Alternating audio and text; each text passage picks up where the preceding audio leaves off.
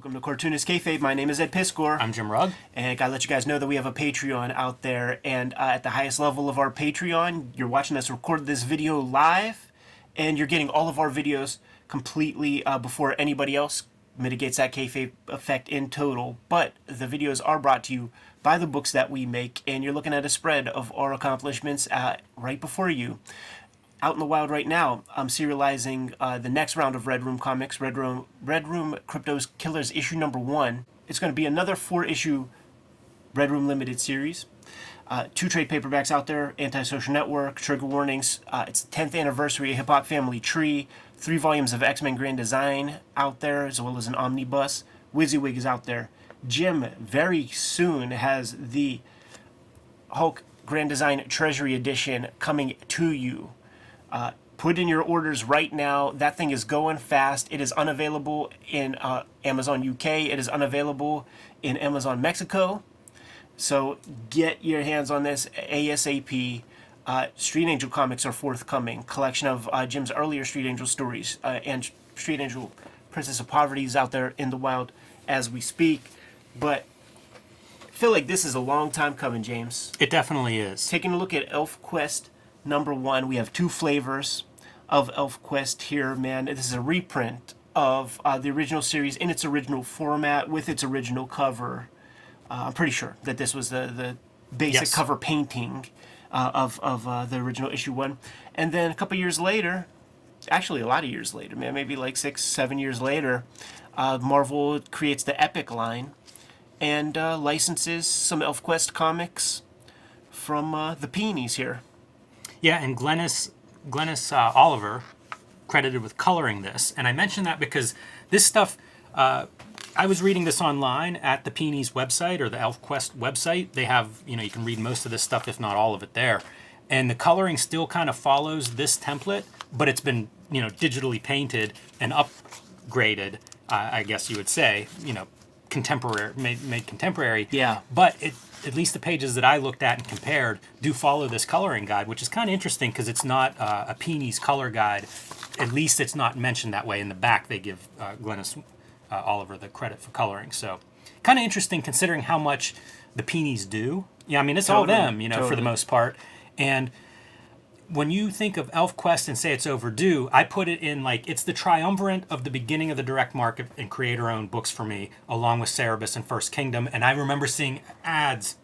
I should have pulled one for this episode, but you would see the ads for all 3 of them together in those early days of alternative comics, the very beginning. It was those 3 titles. Yeah, sure. And I think they coined the term ground level comics. These are the comics that they really, what bolsters them in those early days of the direct market is very specifically Phil Souling seeing them and saying, I'll buy 4,000.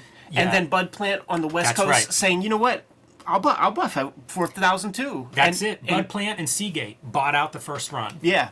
Yeah, totally. So for the purposes of our video, I think we should keep with the OG fidelity, man. But this is out there, and the cool thing about having a Marvel handle the license on this is that the Peonies can delegate some color to somebody else, allow them to do some extra packaging and things. It's one of the great creator-owned stories because they've always maintained these things, and they predate a Teenage Mutant Ninja Turtles, who would have had the same options and did in some ways with the first editions, in Color of the Turtles. Might have to ask him some questions. For sure. Epic related. Yes. Yeah, we meant to last time and you just get sidetracked. But the Peonies have done so many editions of Elfquest because it is creator-owned. You can read it online. They did the web version. They've done book collections that were in bookstores early on because they owned it. They were smart and they made sure hey, last generation bought Elfquest and liked it. Well, guess what? There are new readers. Let's try this new avenue. Let's make a new edition to stick with the market, to look up to date. And brilliant. It's shocking that this was not the standard model once this showed to be successful. Yeah. Many have tried. Many have failed. Look at her use of color. Tell me this isn't exquisite stuff. What is this lady using? Is that markers? That's a good question, because that's pretty early for a full-color marker. If that's the case, boy, that piece looks a lot different today than it did when they photographed it for this cover. And those markers are those, canceled fucking markers because of like carcinogenic vapor properties and shit. Quite a scent coming off of those, no doubt. But the things that strike me with this piece is really kind of like the lack of the black line, the sepia lines for all the background stuff. There's a lot going on here. We've been talking and circling, and we're going to do an episode on it soon, and it's attitude. Yeah. Attitude in a drawing, and I feel like this drawing has that attitude, man. If you are into fantasy a little bit, if Elfquest sounds good to you, and then you see this image with that wolf sticking its head around the side, like there's a lot being projected from that image. Totally, man. And Wendy Pini, you know, like before making her comics, she was on the scene. She was Red Sonja, the OG cosplayer, Gen 1 cosplayer. All that to say that she's a fanboy as much as anybody else, man. Wendy and Richard Pini, you know where they met, right?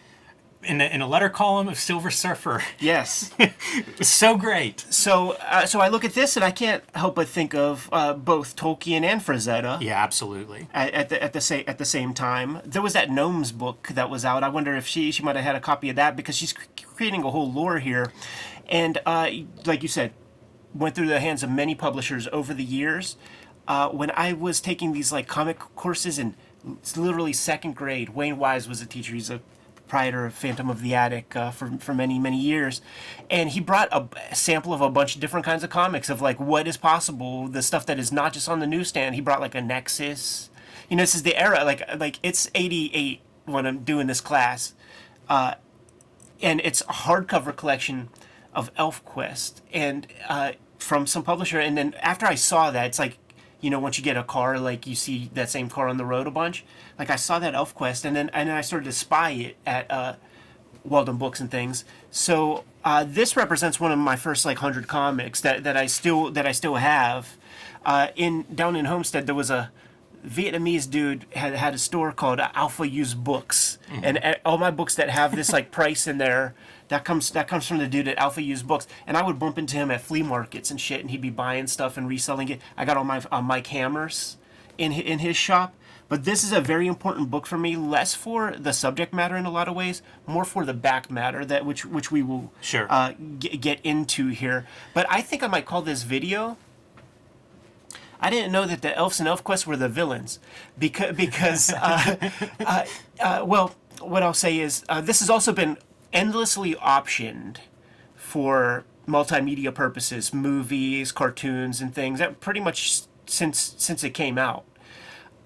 Reading this comic, I could see how it would be tough to make that work in a way with the lore that's being created here, because it's like an imperialist story. Like these elves just show up. Like these people, look, they're happy, they're having fun, they're dancing around a fire, they're enjoying life, and all of a sudden, this castle materializes out of nowhere, literally plunks down in the middle of their lands, and then they start to, yeah, they're cute or whatever, but they're taking the resources from the land, and they're bougie. Look at how high class he is, and that's just the regular folk. The Elfquest people, the elves, they are villains, and it's not the only sort of impositions that they put on somebody in this very issue. That's so interesting, Ed. not something I considered reading it, but you're right. I'm an easy mark to go along with the, whoever's cast as the protagonist. I'll jump on board with that. You know what I saw, though, in the Indicia in there? It's 1989, this printing, but it's Poughkeepsie, New York. Yeah. And it makes me wonder, like, is this the same printer as Teenage Mutant Ninja bet Turtles? you it Is is. magazine size? I bet you it is. So that's pretty interesting to me as well. And then, we're looking at it, like that first page had a cool title lettering page. I like this lettering. I have to assume that's Wendy Pini's hand. Yeah. And she was an accomplished illustrator at this point. Like she had 5 years or something as a freelance illustrator under her belt. So this is the first time I've read this comic, and going through it, I was so impressed by the quality of the art. Like, totally. She is a pro already in issue 1. Yeah, it's true. She'll have the italic for the captions and then the sort of standard font, but then there's some good emotive text. But it is these are ground level comics. These are considered ground level comics, which is to say superhero adjacent, Marvel Comics adjacent. So I look at those comics within that same kind of rubric, within that same framework, and the lettering would be considered more amateurish. Yeah. Here to an extent, it's a little looser. With her Ames guide gets away from her a little bit, and there'll be like small lines of text, big lines of text. So she has work, but like when it comes to the lettering of comics, you just got to do it a bunch and you're going to get it. I'm sure her shit's going to tighten up a whole lot. It feels more D. Bruce Barry than Mike Royer. That's true. The lettering here. This is a nerdy YouTube channel. If you've not been here before, man, establishing the lore. I think it's genius that this is a fantasy book as opposed to a knockoff superhero book. Yeah. You know, if you're looking to build an audience, like this is something you're not getting at Marvel and DC. Absolutely but you're true. probably a lot of fantasy fans that are reading Marvel and DC. Yeah, they had their healthy sampling of like the Frazetta paperbacks and certainly grew up on Tolkien. Ralph Bakshi's Tolkien stuff probably came out. I pointed to this because I feel like that's an exact crib from a Frazetta piece. Yeah, it could be. And story right away hits the ground running. You know, like those elves show up and then things kind of get chaotic. They're basically stranded on this world and at odds with the humans. And our very first scene here is one of the elves has been captured by the humans, is going to be sacrificed to the humans' god. You're right. Yeah, so these are like the boozy civilians, man, coming into rival territory and saying, your traditions, you're fucked up, man. Like we're going to go to war with you and destroy you. And This is a tale of gentrification. It is what you're putting out there. Yeah, the elves are the bad guys. That's so funny to think of. I also look at this and I think of something like Air Cell. And it's like, yeah, Barry Blairo's jerking off Oh, all my over goodness. this stuff, no doubt. But you know, Dungeons and Dragons will be coming up soon. It's very much what the seeds that Tolkien sort of sprinkled around culture really started to spring up in those late 70s from the kids that were growing up with that stuff. Like that Lord of the Rings set that I have right there, that's my mom's. Yeah. You know what I mean? When she was a kid and stuff.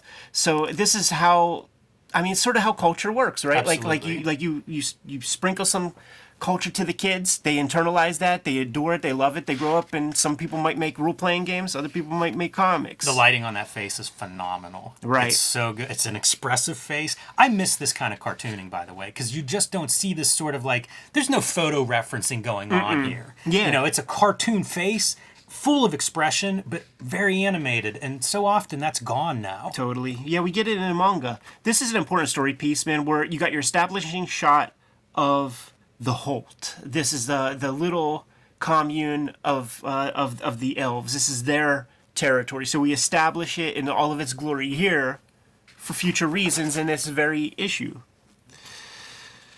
We're starting to establish a little hierarchy and a little bit of personality with these various elves. You got Cutter, you got Skywise. These are the ones that you always notice on the covers and things, man. And she does a reasonable job of establishing some of that hierarchy. Cutter is no doubt the leader, and you see sort of the different personalities of the various guys. This is I drew this, like, this is all I had. This is all the Elfquest I ever had.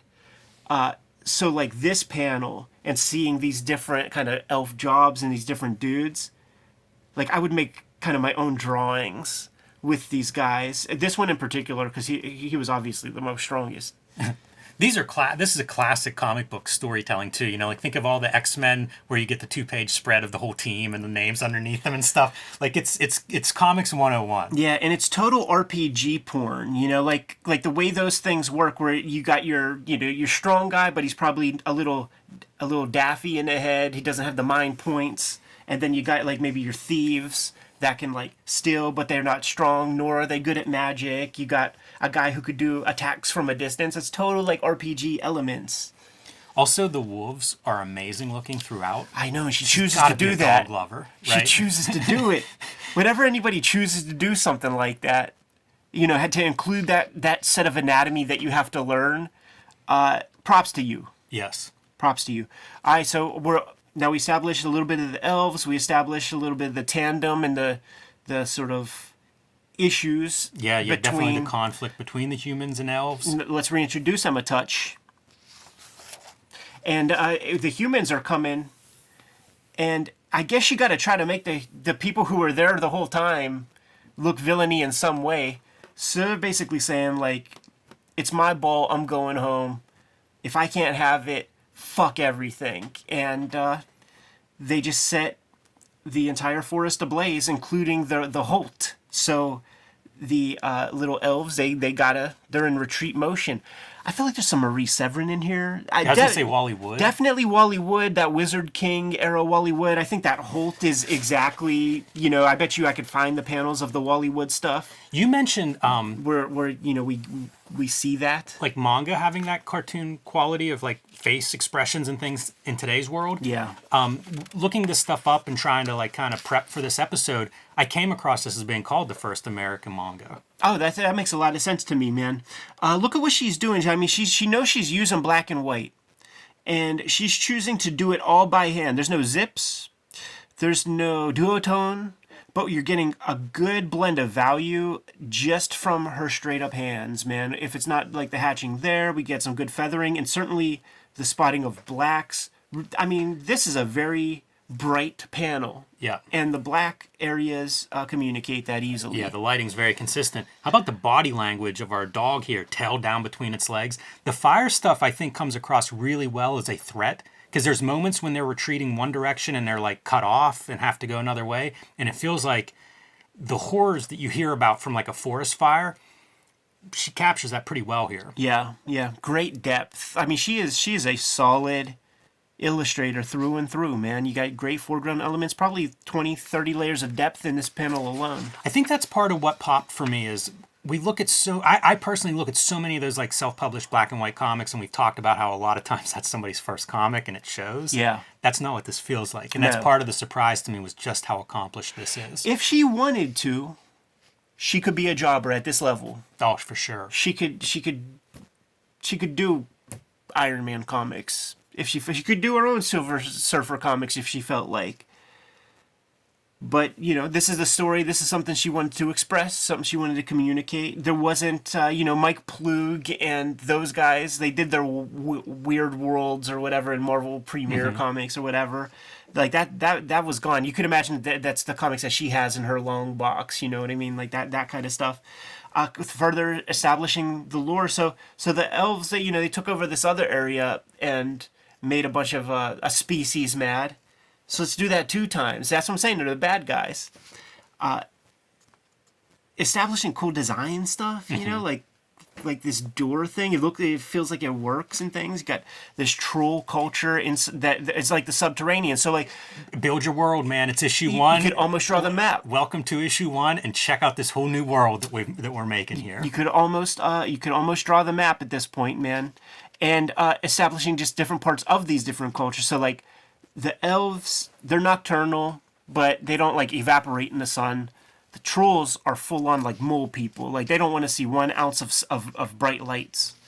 And it's cool now because now you've got 3 groups. You've got humans, elves, and trolls. And let's, wonder what the troll-human relationship is. Yeah, so the elves basically do a break-in. They do a push-in. Like on the Ring camera, you would see the person knocking. Right. Yep. You would see the person open a door, and then you would see a posse of people bum rushing the show, pushing their way into your house. And they're still being dicks to everybody inside that space. That's what I'm saying. They're the bad guys. I'm going to have to read further to see otherwise. So let's see if the peonies convince me. Yeah, you see the troll yelling out too. We know your thieving ways, elf. Yeah. Boy, they have a bad reputation in this world. It's true, man. You see treasures. Like, there's that, like, let's build some more mythology, some more lore. There's this magnetic kind of rock that's, like, attracting all their weaponry and things. Is that a cool piece in the color, Jimmy?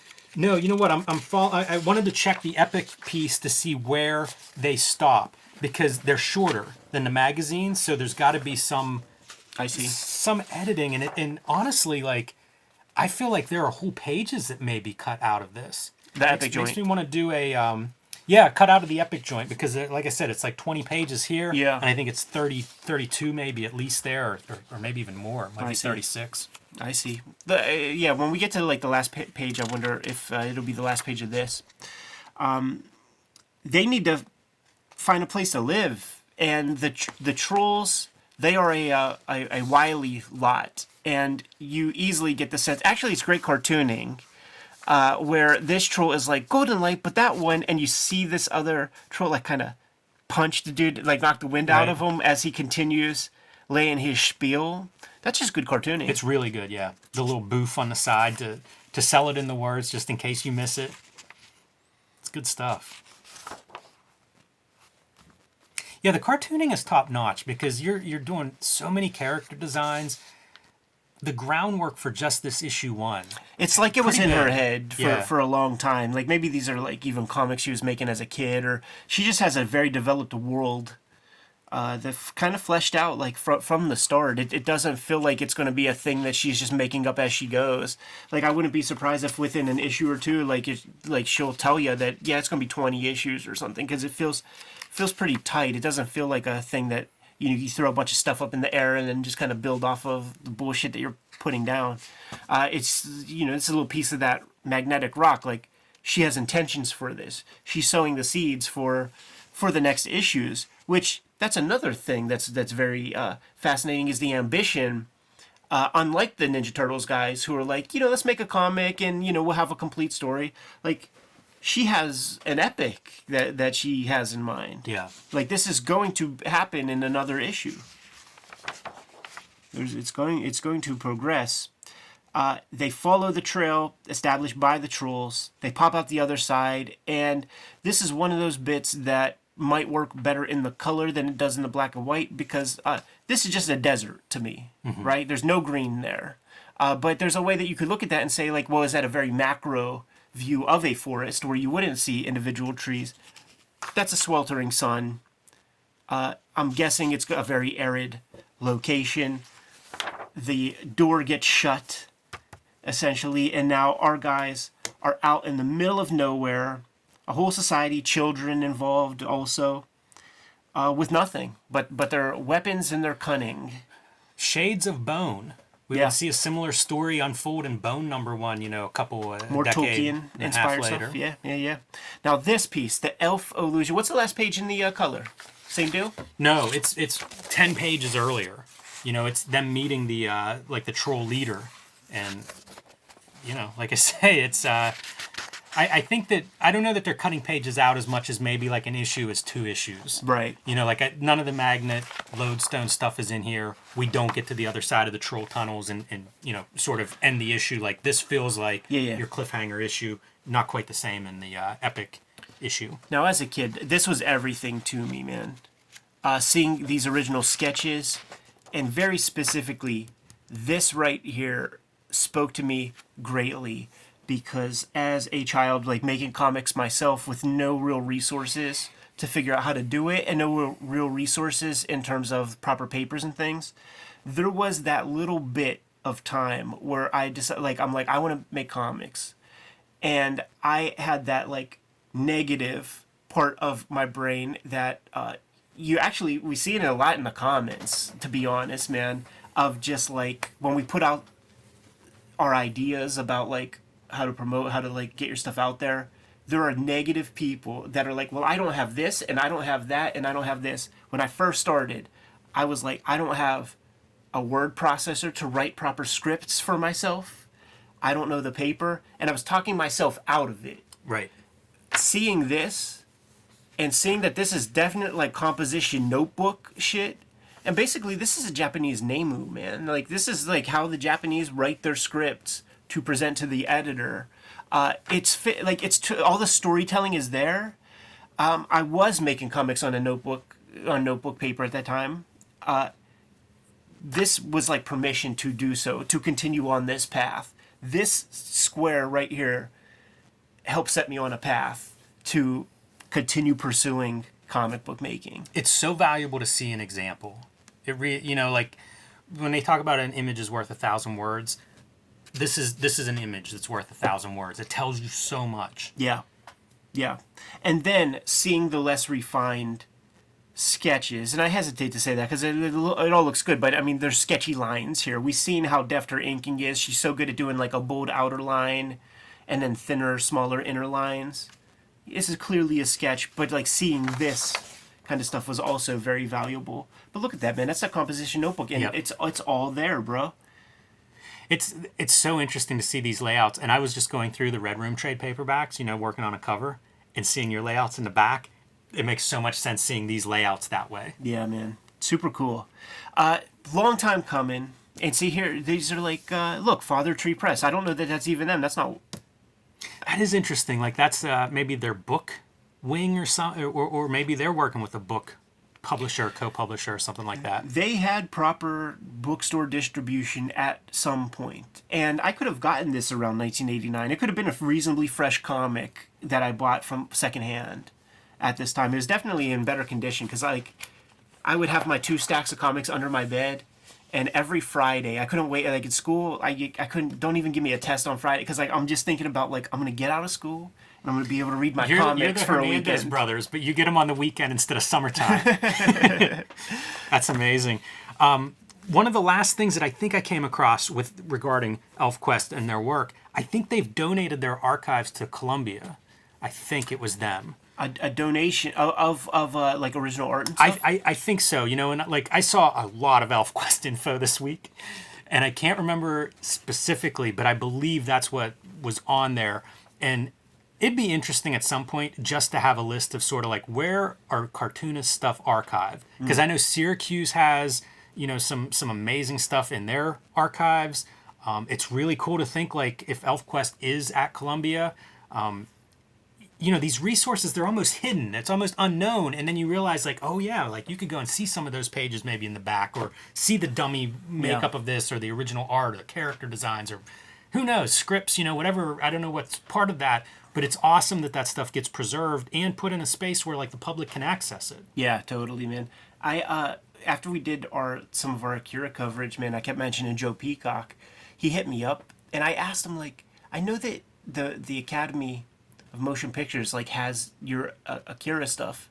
What was that? He's like, no, it's not a loan. I just gave it to them. I wanted it preserved by people who would handle it well, and I got I got kids running around that. I don't have the space for that. They'll be good custodians of it, and I think when you do that kind of thing, you can make provisions and requirements. And he's like, I don't want it broken up. I don't want it shipped off piecemeal or anything. I want it to be together, have this great archive of stuff, and that's a move that could be done. Which then makes me think about what about the Bone stuff at Billy Ireland and the Calvin and Hobbes? Are those loans or are those gifted donations? It's really interesting because I can think of off the top of my head half a dozen institutions that have big collections of comics related material, and it's I don't know how well known that is. That's one of those bucket list kind of things. If your favorite cartoonist is Jeff Smith, you can go to the Billy Ireland and see a bunch of that original artwork. That Billy that's Ireland, so cool. Yeah, that Billy Ireland is only 3 hours away, and we haven't been going to it every year we're not. Since 1995 or something. Yeah. There's so much. We live in a time of wealth that is just mind-boggling. Again, go back and tell my 12-year-old self what you're able to just go see on a weekend in Columbus or the National Archives or Syracuse or wherever. It's staggering. You take it for granted. It's true. On that note, Kayfabers, follow, subscribe to the YouTube channel. Hit the bell. We'll notify you when new vids are available. And hit up our Patreon. If you are a King Kayfaber, you're getting all the videos ahead of everybody, and you're watching us record this in real time, which mitigates that kayfabe effect completely. I bet you a couple Elfquests have sold right while we're recording this video, Jimmy. But tell the people what books you have out there. Hulk Grand Design, Street Angel Princess of Poverty are my next 2 releases. If they're not out already, pre-order those right now wherever you get books. Street Angel Deadliest Girl Alive and The Plain Janes are available wherever books are bought and sold. You can join me on my own Patreon at patreon.com/JimRugg, where you can see lots more of my art, download out-of-print zines and minis, and see what I'm working on next. Red Room Crypto Killers is the comic that is being offered to your comic shops right now. It's going to come out, I believe, in May, and will be coming out in a monthly basis. Murder on the Dark Web for Fun and Profit is the name of the game in the Red Room Comics. 2 trade paperbacks out there, Trigger Warnings and The Antisocial Network. Send me your fan art if you want to get in that gore gallery. It's the 10-year anniversary of Hip Hop Family Tree Comics. 4 volumes of that out in the universe. 3 volumes of X-Men Grand Design. One WYSIWYG out there, man. Got 10 books out there flying solo. What else do we have going strong, help keeping the channel afloat, Jimmy? Subscribe to the Cartoonist Kayfabe newsletter at the links below the video. You can also find Cartoonist Kayfabe t-shirts, merchandise, mugs, hats, stickers, and more at our spread shop. That link is also below this video. Keeps these videos coming to you on a weekly basis. Given those marching orders, we'll be on our way. Make more comics.